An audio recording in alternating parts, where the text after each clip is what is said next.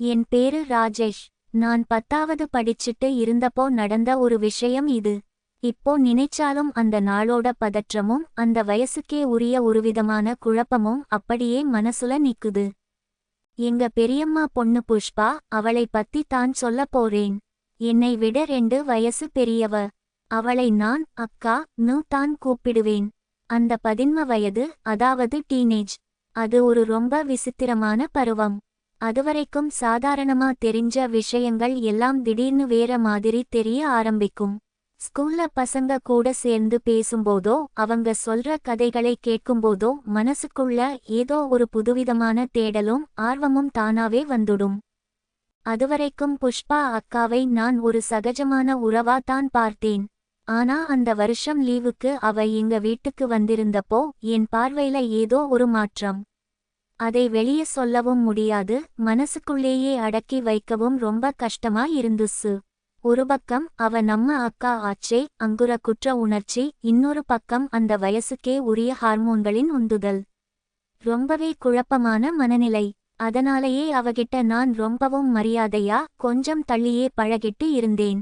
அப்போ ஒரு நாள் எங்க தூரத்து சொந்தக்காரங்க ஒருத்தங்க இறந்துட்டாங்கன்னு அப்பாவும் அம்மாவும் காலையிலேயே கிளம்பி போயிட்டாங்க.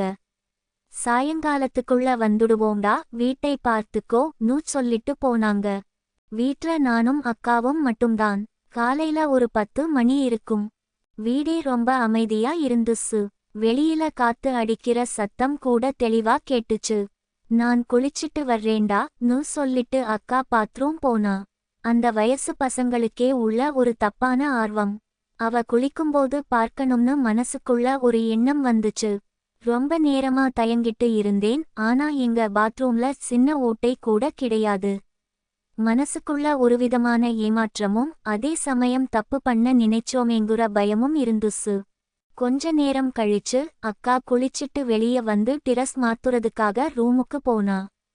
சரி, உள்ள போய் ஒரு 1/4 மணி நேரம் ஆகிடுச்சு. இந்நேரம் டிரஸ் மாத்தியிருப்பான்னு நினைச்சிட்டு என்னோட ஷர்ட்டை எடுக்கலாம்னு நான் அந்த ரூமுக்குள்ள போனேன். உள்ள போன எனக்கு அப்படியே தூக்கி வாரி போட்டுச்சு. அவ இன்னும் முழுசா டிரஸ் மாத்தல. ஈரத் துணியோட சுவத்துல சாஞ்சபடி நின்னுட்டு இருந்தா. என் இதயம் வேகமா துடிக்க ஆரம்பிச்சது. என்ன பண்றதுன்னே தெரியல. சாரி அக்கா, ரொம்ப சாரின்னு பதறிக்கிட்டே தலையை குனிஞ்சிட்டு உடனே வெளிய போக திரும்பினேன். ஆனா அக்கா என்னை போக விடல. என்னை தடுத்து நிறுத்தினா. நான் தயங்கி போய் நின்னேன். என்ன நடக்கப் போகுதுன்னு எனக்கு புரியல. அவ கண்களை பார்த்தேன். அதுல கோபமோ அதிர்ச்சியோ இல்ல. மாறாக என்னை போலவே ஒரு தயக்கமும் சொல்ல முடியாத ஏதோ ஒரு எதிர்பார்ப்பும் இருந்துச்சு. அவ மெதுவா தலையசைச்சு என்னை பக்கத்துல கூப்பிட்டா. எனக்கு கால்கள் தரையில நிக்காத மாதிரி ஒரு பிரமை. ஏதோ ஒரு மாயவலையில மாட்டுன மாதிரி தயங்கி தயங்கி அவ பக்கத்துல போனேன். அவ என் கையை பிடிச்சா. என் உடம்பெல்லாம் கரண்ட் பாஸ் ஆகுற மாதிரி ஒரு உதறல். அந்த ரூம்ல சோப்பு வாசனை மட்டும் தான் நிறைஞ்சிருந்துச்சு. எங்க 2 பேருக்கும் வார்த்தைகளே வரல. அந்த நிசப்தத்துல எங்க மூச்சு காத்து மட்டும்தான் ரொம்ப வேகமா கேட்டுச்சு. அடுத்த சில நிமிடங்கள் எல்லாம் ஒரு கனவு மாதிரி நடந்துச்சு. பயம், தயக்கம், என்ன பண்றோம்ங்குற குற்ற உணர்ச்சி எல்லாம் சேர்ந்து ஒருவிதமான பதற்றத்தை கொடுத்துச்சு. அவளும் என்னை கட்டிக்கிட்டா. 2 பேருக்கும் கைகள் நடுங்குச்சு. ஒருத்தரை ஒருத்தர் புரிஞ்சிக்கவும் அந்த புது உணர்வுகளை கையாளவும் ரொம்பவே தடுமாறினோம். கொஞ்ச நேரத்துல நாங்க கட்டில்ல உட்கார்ந்தோம். என் மனசுக்குள்ள ஆயிரக்கணக்கான கேள்விகள். நாம தப்பு பண்றோமோ? திடீர்னு அப்பா அம்மா வந்துட்டா என்ன ஆகுறது? இப்படி நிறைய எண்ணங்கள். அப்போ அக்கா என்னை பார்த்து ரொம்ப தயக்கத்தோட கேட்டா, இதெல்லாம் எப்படி பண்ணணும்னு உனக்கு தெரியுமாடா?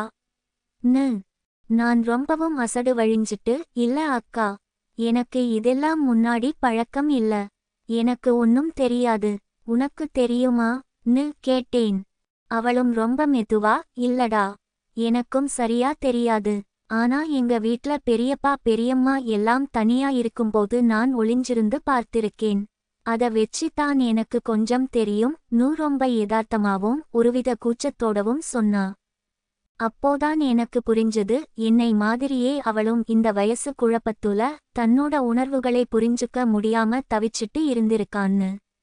2 பேருமே வழிகாட்ட ஆள் இல்லாத ஒன்னும் தெரியாத சின்ன பசங்க தான். அதுக்கு அப்புறம் நடந்த எல்லாமே ரொம்ப தடுமாற்றமா தான் இருந்துச்சு. சினிமால வர்றா மாதிரி எல்லாம் இல்ல. பயம், வலி, கூச்சம், ஆர்வம்னு எல்லாம் கலந்த ஒரு உணர்வு. நாங்க ரொம்பவே மெனக்கெட்டு அந்த புது அனுபவத்தை உணர ஆரம்பிச்சோம். நேரம் போக போக அந்த பயம் விலகி ஒருத்தருக்கு ஒருத்தர் ஆறுதலா இருக்க ஆரம்பிச்சோம். அன்னைக்கு சாயங்காலம் அப்பா அம்மா வரதுக்குள்ள அந்த ரூமுக்குள்ளேயே ஒரு 4 தடவையாவது எங்க உணர்வுகளை பகிர்ந்துக்கிட்டோம்.